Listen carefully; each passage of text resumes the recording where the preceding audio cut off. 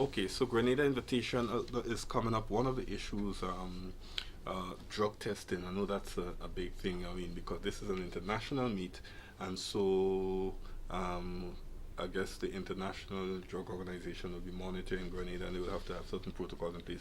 Explain to us how it happens and what are they looking for on the procedure. Well, we start on the ground. We have our own local anti-doping committee here, which is linked to the regional anti-doping committee, and of course, which is linked to the international anti-doping committee. They have a protocol, and they determine how much and what type of tests are done.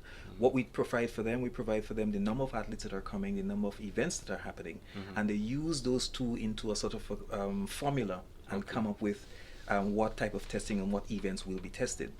One thing they told me for sure is that if any records are broken, whichever records they are, that person automatically gets tested. Yes, And so we had a very successful anti-doping experience last year. We expect another successful one this year again. But I want to also use this opportunity to encourage our own athletes and our own parents and so on, that because Grenada is now producing international athletes, we have to be careful about doping issues as well. Right. It is not too early to start encouraging our young athletes to eat carefully. Be careful what kind of things they put into their bodies. I know smoking is a huge thing and drinking is a huge thing. At one point in time, the use of supplements was also a huge issue. Right.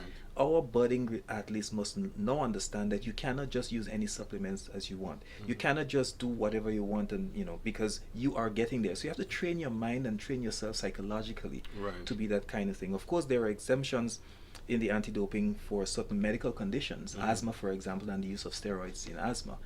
There is a protocol for this, so our athletes who are asthmatic does not have to worry about that at all. But the point is, everyone has to be careful and to understand that this is really something of international standards, and you really have to be careful. Well, I know it's a really big thing now in particular, and sometimes some athletes claim that they inadvertently consume it. I know recently in the news there was one particular athlete who got a freebie actually, because I think he said he kissed his girlfriend. A little too long, a little too deeply. And so, yes, I heard that was the case. But yes, the point is well taken. And Grenada is producing athletes now, so and our expectation of Grenadian producing more athletes will increase. So they have to be aware of that and what gives out there. The beauty of it, we have a lot of natural things down here in the Caribbean, in Grenada, natural foods and so on, which I know the Jamaicans will be proud to talk about their food and their yam and whatever. Well, we have yam too. And we have yam too. And we have breadfruit too as well.